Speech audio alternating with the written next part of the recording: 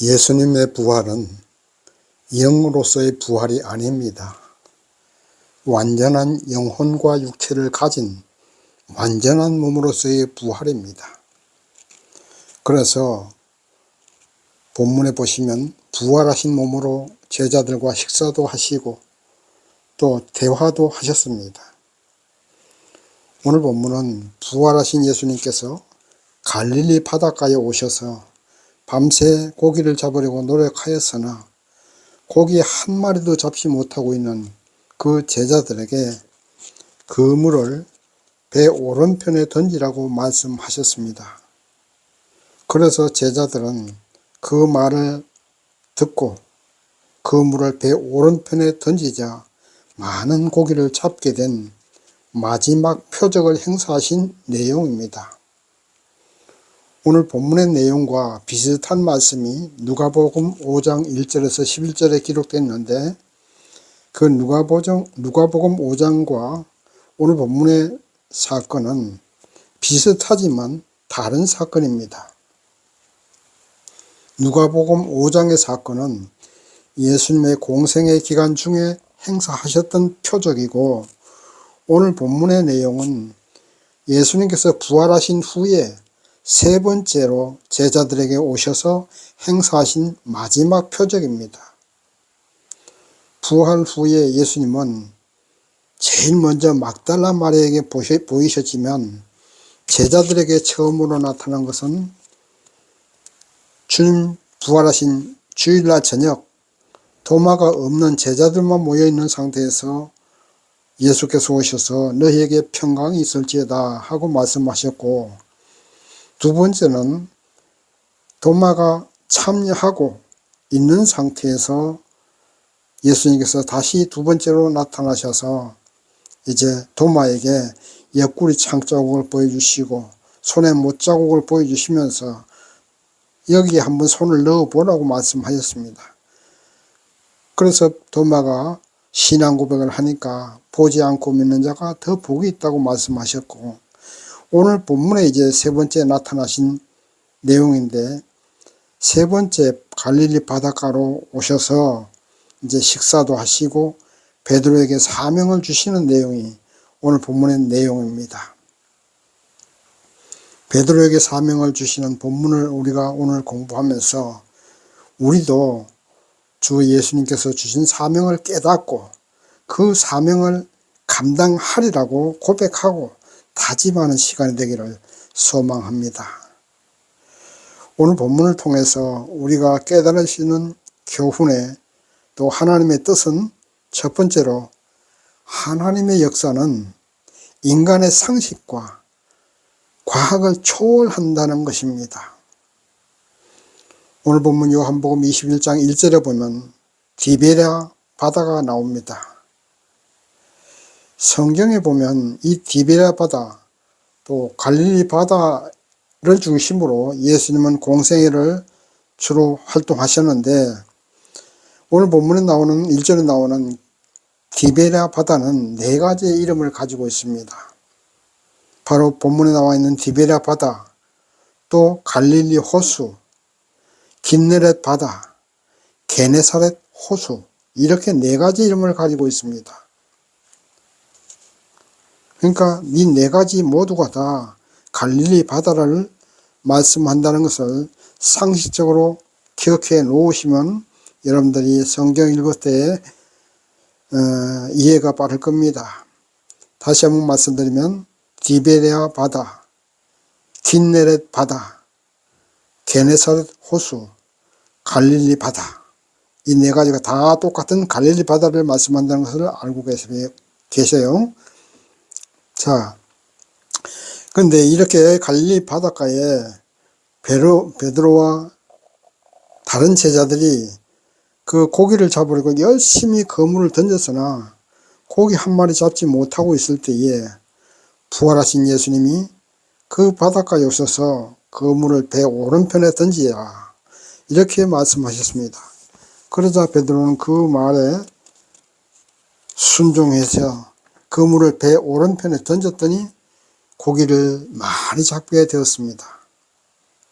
자, 여기서 우리가 깨달을 수 있는 하나님의 뜻이 있습니다. 그것은 바로 하나님의 말씀을 믿고 순종해야 하나님의 은혜를 받을 수 있고 하나님이 주시는 기적을 체험할 수 있다는 것입니다. 베드로는 어부입니다. 어부는 고기 잡는 데는 그야말로 많은 경험과 노하우를 가지고 있는 사람입니다. 어디다 그물을 던져야 하고 어떻게 해야 되는지 어떻게 해서 고기를 잡는 것이 다 잘 알고 있습니다. 그래서 평소에는 자기의 경험과 노하우로 고기를 잡았는데 오늘은 그런 경험과 지식이 통하지 않습니다. 밤새 허탕만 치고 고기 한 마리 못 잡았습니다. 그런데 예수님은 그물을 배 오른편에 던지라고 하셨고 그 말씀대로 하니까 고기를 많이 잡을 수 있었습니다. 자, 여기서 우리가 하나님의 은혜를 체험할 수 있는 비결을 알게 되는 거죠. 여러분도 하나님의 은혜를 체험하고 싶지 않으십니까? 기적과 표적을 한번 체험해 보고 싶지 않으십니까? 그렇다면 하나님의 말씀을 믿고 예수님을 전적으로 믿어야 됩니다. 과학적으로 따지고 인간의 지식으로 따지는 사람은 절대 하나님의 은혜를 체험하지 못합니다. 기적도 체험하지 못합니다. 불치병이 치료받는 것, 암덩어리가 녹아 없어지는 것, 안전병이가 일어나는 것, 문둥병이 치료되는 것 모두가 다 믿음이 있을 때에 기적이 일어나는 겁니다. 치유가 되는 것입니다. 조금이라도 의심하는 마음이 있으면 하나님의 역사는 일어나지 않습니다. 소경이 예수님의 말씀에 순종해서 실로암 못에 가서 씻었더니 눈을 뜨게 되었습니다. 안전병이가 예수의 이름으로 일어나 걸으라고 할 때 그 말씀을 믿음으로 일어났습니다. 어떤 기적을 체험하고 싶으십니까? 하나님은 오늘날도 살아계십니다. 그 기적을 목적으로 예수를 믿어서는 안 되지만 그러나 기적을 하시려면 예수님이 하나님이시고 예수께서 하시는 말씀은 능력이 있어서 그대로 이루어진다는 사실을 믿어야 됩니다. 그래서 그 예수께서 제자들을 통해서 말씀하시고 오늘날 주의 종들을 통해서 말씀하심을 믿음으로 받아들인다면 불치병도 치료받게 됩니다. 여러분의 간절한 기도 제목도 응답받을 수 있습니다. 하나님의 말씀과 하나님의 역사는 모든 세상 지식을 초월한다는 사실을 꼭 기억하시기 바랍니다. 하나님이 세상을 창조하셨습니다. 그러므로 그 세상을 가장 잘 아시는 분이 하나님이시고 창조하신 세상을 움직일 수 있는 분도 하나님이십니다. 하나님보다 세상 지식을 더 믿고 세상 의술을 더 믿고 세상 과학을 더 믿는 사람에게는 절대로 하나님은 역사하지 않습니다. 베드로가 자신의 경험과 노하우를 다 무시하고 예수님의 말씀에 순종했더니 고기를 잡는 기적이 일어난 것 아닙니까? 그래서 예수님 앞에는 박사가 필요 없고 학력이 필요 없습니다. 하버드 대학교 나와도 소용없고 박사 학위를 몇 개씩 가지고 있어도 믿음이 없으면 절대로 하나님의 은혜를 체험할 수 없습니다. 오히려 그런 학력과 학위가 믿음의 방해가 될 수도 있습니다. 오늘날도 주의 종들이 예수님의 이름으로 명령하는 것을 하나님의 말씀으로 믿는 사람은 기적을 체험합니다. 성경 말씀을 하나님의 말씀으로 믿는 믿음이 있는 사람이 기적을 체험하는 것입니다. 하나님 앞에 은혜 받고 싶으시면 세상 지식과 세상 지위와 학력과 학위를 다 내려놓고 온전한 믿음을 가지셔야 한다는 사실을 꼭 믿으시기 바랍니다. 두 번째, 하나님께 충성할 수 있는 기회를 주시는 예수님이라는 사실을 우리 본문을 통해서 깨달을 수 있습니다. 오늘 본문 요한복음 21장 7절 이하를 보게 되면 예수의 사랑하시는 그 제자라고 기록이 되어 있는데 바로 예수의 사랑하시는 그 제자는 바로 오늘 본문 요한복음을 기록한 사도 요한을 말합니다. 요한이 베드로에게 주님이시다 하고 말했습니다. 그러자 베드로는 옷을 벗고 고기 잡고 열심히 잡다가 주님이시다는 요한의 부르짖음에 그만 옷을 갖춰 입고 예수님께 그냥 헐레벌떡 바다로 뛰어들어서 헤엄쳐서 갑니다. 이때 바다에 고기 잡는 그 장소에서 예수님이 계시는 해변까지는 대략 한 100m쯤 되는 거리였습니다. 본문 말씀 8절에 보면 50간 되는 거리라고 했는데 50간쯤 되는 거리면 한 간은 3m 정도 됩니다. 그러니까 50간이면 150m입니다. 그런데 헬라어 원문 성경에는 200규빗으로 기록이 되어 있습니다. 1규빗은 45cm 정도 되니까 200규빗은 90m로 생각할 수 있겠습니다. 자, 어쨌거나 뭐 90m든 150m건 대략 한 100m 정도 되는 그 거리, 육지에 떨어진 거리까지 베드로는 단숨에 헤엄쳐 예수님께 갔고 다른 제자들은 배를 이제 끌고 육지로 나왔습니다.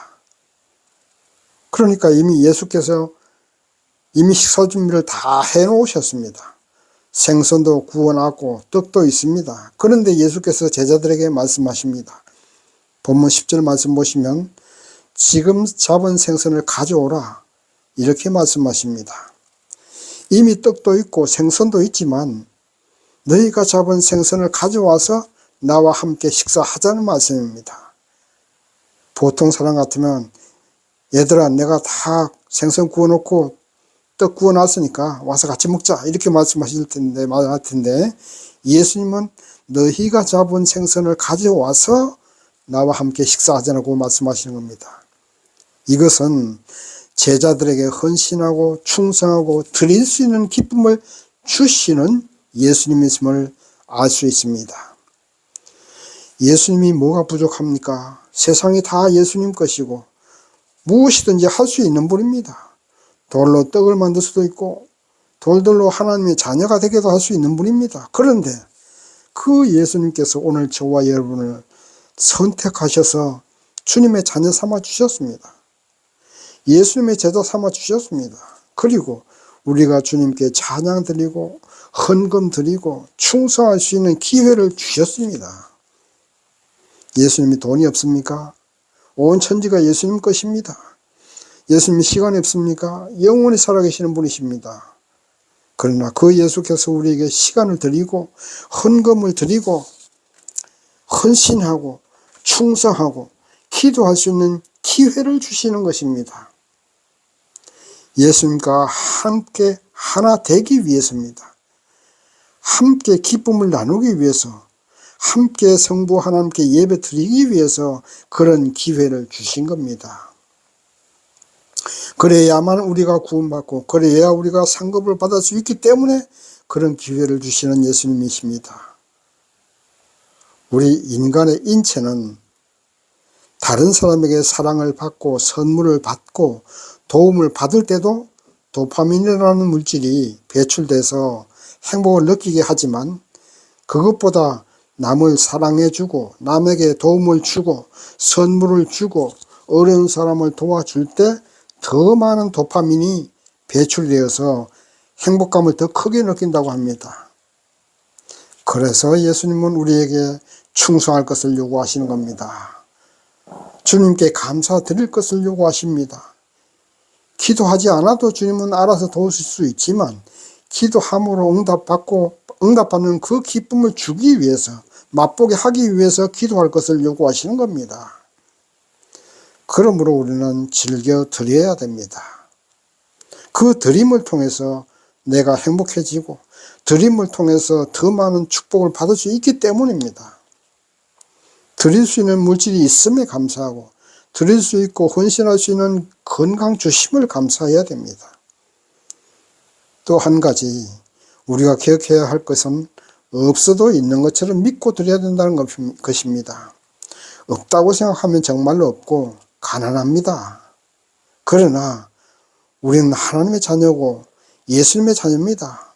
세상이 다 하나님의 것이고 예수님의 것이라면 우리가 하나님의 자녀고 예수님의 제자인데, 그렇다면 세상이 다 내 것 아닙니까? 세상이 다 우리 것입니다. 이것을 믿어야 됩니다. 부자가 되려면 내가 부자라고 믿고 부자처럼 생각하고 부자처럼 살아야 됩니다. 그러면 그 믿음대로 하나님이 부자 되게 해 주십니다. 믿으시기 바랍니다.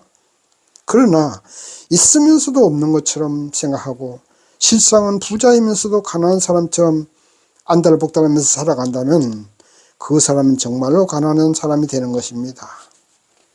왜냐하면 그 사람 믿음이 그렇기 때문에. 그러므로 우리 하나님을 믿는 믿음의 사람들은 항상 부자인 것처럼 믿고 부자인 것처럼 행동하셔야 됩니다. 그렇다고 허랑방탕하게 낭비하라는 말은 아닙니다. 아껴 쓰고 검소하게 살아야 하지만 언제나 마음은 부자라고 믿고 부자처럼 여유롭게 살아가야 됩니다.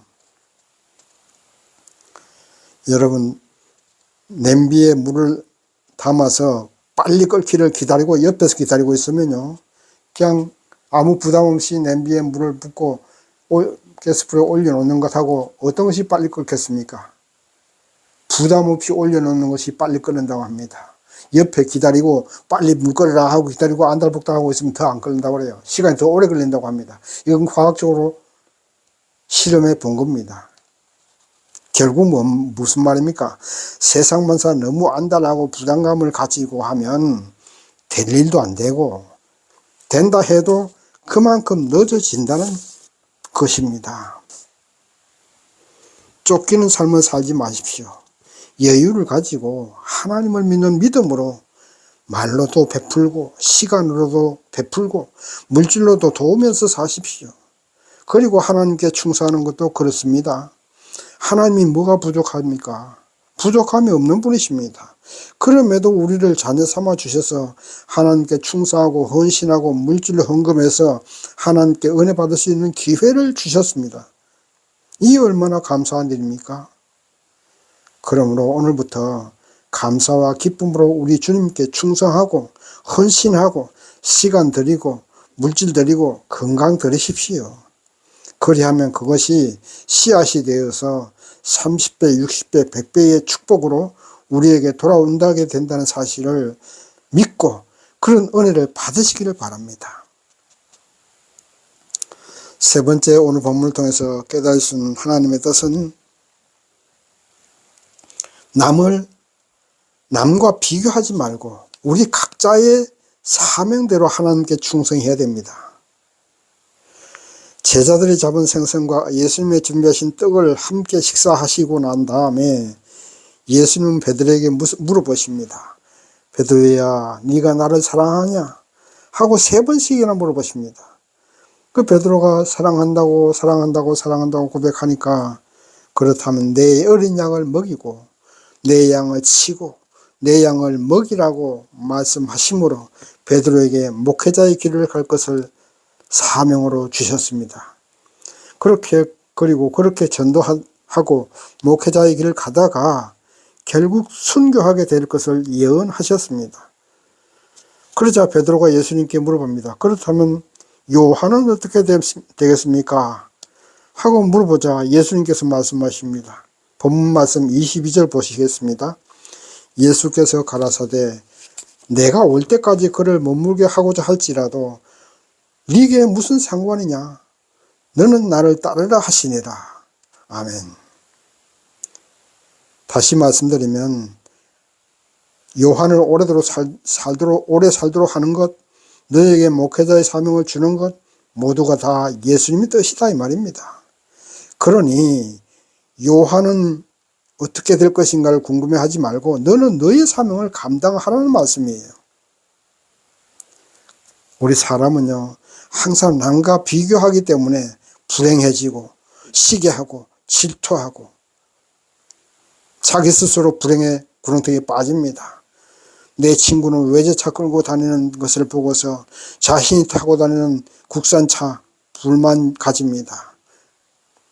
이웃에 사는 사람은 자식들이 잘 돼서 판검사하고 대기업 다니는데 우리 자식들은 자기 밥벌이도 못한다는 것을 비교하고 불행하다고 생각합니다. 누구는 넓은 아파트에 사는데 나는 쬐끄만 연립주택에 산다고 불행해합니다. 왜 하나님이 누구에게는 축복해 주시고 나에게는 이렇게 가난하게 살게 하시는가 원망도 합니다. 이러한 우리들에게 예수님은 비교하지 말라고 하십니다. 요한의 사명이 있고 베드로의 사명이 있습니다. 우리 이웃들의 삶이 있고 나의 삶이 있는 것입니다. 사명의 좋고 나쁨 또 크고 낮음이 없습니다. 삶의 행복과 불행이 따로 없습니다. 각자 맡은 사명에 감사함으로 받아서 그 사명을 최선을 다해서 감당하고 즐기면서 행복하게 사는 것이 우리가 해야 될 하나님의 뜻입니다. 남들은 다 행복해 보이고 다 잘 살아가는 것 같지요. 막상 들어가 보면요, 사람 사는 거 다 거기서 거기입니다. 여러분, 독일차가 좋은 것 같지요. 독일차는 대부분 경유차라서요, 덜덜덜덜덜 엔진 소리 요란합니다. 승차감도 별로 안 좋아요. 오히려 우리나라 고급 세단차가 엔진 소리도 조용하고 승차감도 좋습니다. 남과 비교하지 마세요. 하루하루의 삶을 감사와 기쁨으로 살아가십시오.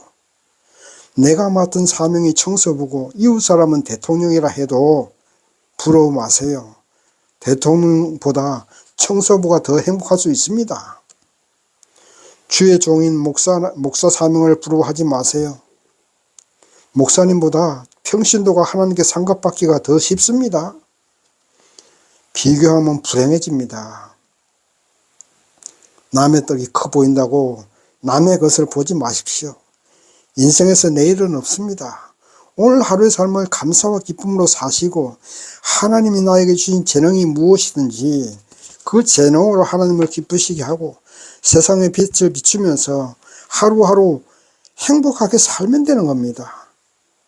그러다 보면 더 좋은 내일이 우리에게 올 수도 있습니다. 오늘 부자라고 내일 부자라고 살라는 보장도 없고 오늘 가난하다고 내일도 가난하게 산다는 보장도 없습니다. 같은 일을 해도 어떤 사람은 짜증내고 한숨 쉬며 사는 사람이 있는가 하면 어떤 사람은 항상 웃는 얼굴로 웃음이 떠나지 않고 주위 사람들의 행복 바이러스를 전파하는 사람도 있습니다. 하나님이 어떤 사람에게 복을 주시겠습니까? 당연히 항상 웃는 사람에게 복을 주십니다. 감사하는 사람에게 복을 주십니다. 그러므로 우리 하나님 믿는 믿음의 성도님들은 신세한탄하지 마세요. 신랑 원망하고 부인 원망하고 가족을 원망하면서 살지 마십시오. 항상 사람에게나 하나님에게나 감사를 하십시오. 고맙다고 말하십시오. 부러워하지 마십시오. 있는 것에 감사하고 있는 형편에 행복하게 사십시오. 그것이 하나님의 뜻입니다. 이제 말씀을 정리합니다. 하나님은 항상 우리에게 복을 주시고 싶어 합니다. 이 땅에서의 복과 하늘에서의 복을 주고 싶어 하십니다. 그래서 오늘 저와 여러분을 자녀 삼아 주셨습니다. 내가 가진 것으로 하나님께 충성하십시오. 건강으로, 물질로, 시간으로 또는 어떤 것이든지 있는 것에 감사하고 즐겨 들으십시오. 남과 비교하고 스스로 불행 속에 빠져 살지 마십시오. 있는 복도 빼앗깁니다. 항상 감사와 기쁨으로 하나님께 받은 사명 최선을 다해서 감당하시는 저와 여러분 되시기를 주님의 이름으로 축원합니다. 아멘.